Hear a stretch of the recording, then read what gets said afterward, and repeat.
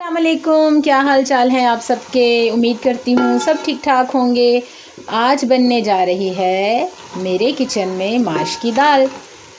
माश की दाल बहुत ही मज़ेदार और लजीज बनती है, स्पेशली जब घर में कुछ ना पका हो और बाज़ार से मंगवाने की ज़रूरत पेश आए तो माश की दाल को प्रेफ़र किया जाता है। क्योंकि बहुत से लोग समझते हैं कि बाज़ार में जो रेस्टोरेंट्स में माश की दाल है वो बहुत मज़े की और लजीज बनती है, लेकिन आज मैं ट्राई करूँगी, कोशिश पूरी करूँगी कि हमारे घर में भी माश की दाल जो है वो रेस्टोरेंट स्टाइल की बने। यहाँ देखें, मैं प्याज ब्राउन कर रही हूँ। प्याज इसलिए मैंने ज़्यादा डाला है क्योंकि मुझे इसमें से कुछ ब्राउन प्याज जो है वो निकाल के रख लेना है गार्निश के लिए, ठीक है। और इसके साथ ही मैंने बारीक बारीक अदरक और लहसुन भी करके डाल दिया है, जो कि खाने में स्पेशली बहुत अच्छा लगता है, ठीक है। तो ये देखें, ये मैं प्याज को ब्राउन कर रही हूँ और ब्राउन करने के बाद जो है मैं इसमें से कुछ प्याज जो है वो निकाल लूँगी और उसके बाद टमाटर और दूसरे मसाले ऐड करके इसका मसाला रेडी कर लूँगी।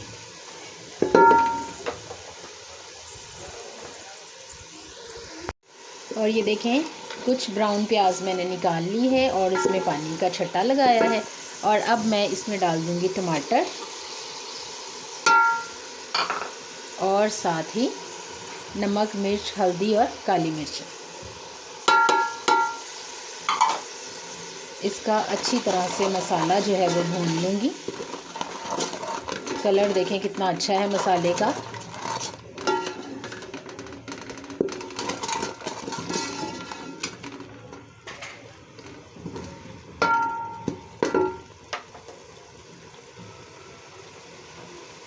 और इसके साथ मैंने दाल जो है वो अच्छी तरह से चुन के, धो के और भिगो के रखी हुई थी। तो इसके बाद मसाले भूनने के बाद जो है वो मैं इसमें दाल ऐड करूँगी।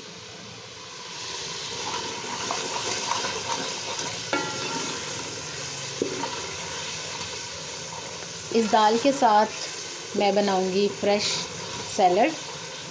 और आज मैंने हरी मिर्चें बहुत अच्छी मिल रही थी तो वो भी मैंने फ्राई की हैं, सिर्फ नमक और हल्दी डाल के। उसके अंदर मैंने कट लगा के मिर्चों के अंदर और नमक और हल्दी भरी थी थोड़ी सी, और उनको मैंने फ्राई किया था और बहुत ही मज़ेदार बनी है।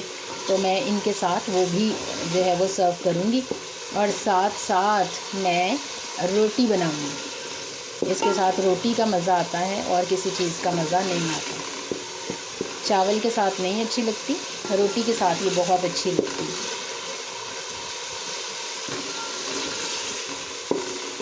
और अब इसमें मैं दाल डालती हूँ। और ये देखें, इसमें दाल डाल दी है मैंने। और दाल डालने के बाद इसको मैं अच्छी तरह से भून लूँगी। जब दाल जो है वो अच्छी तरह से भुन जाएगी और रेड रेड सी हो जाएगी तो फिर मैं इसमें इतना पानी डालूँगी जिसमें ये दाल जो है वो पक जाए। ये दाल ज़्यादा गली भी अच्छी नहीं लगती, खड़ी खड़ी अच्छी लगती है। तो मैं इसमें इतना पानी डालूँगी जिसमें ये सिर्फ गल जाए।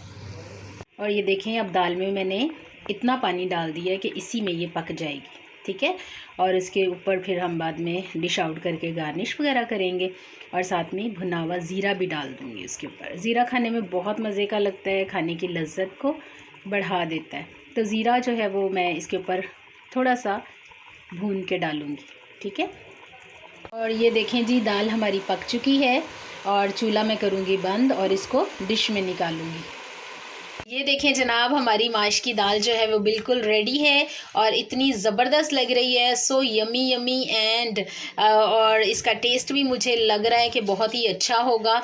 इसके साथ मैंने बनाई है फ्रेश सैलड और ये है हरी मिर्चें जो मैं आपको बता रही थी कि इसके दरमियान कट लगा के, और मैंने इसमें नमक और हल्दी भरी है और साथ ही फ्राई की है। ये देखें जी, आज का हमारा मेन्यू कितना ज़बरदस्त है। माश की दाल यकीनन रेस्टोरेंट स्टाइल वाली बनी है, बाज़ार की तरह की लग रही है और बहुत ही अच्छी लग रही है। लुक जो है इसकी बहुत ही प्यारी लग रही है। आप भी ज़रूर ट्राई करें घर में और न्यू न्यू डिशेस जो है नए स्टाइल से, नई गार्निश से बनाते रहा करें ताकि आपके बच्चे जो हैं वो इन खानों से लुत्फ़ उठाएं। फिर मिलूँगी किसी नई वीडियो के साथ, तब तक के लिए दुआओं में याद रखें। अल्लाह हाफिज़।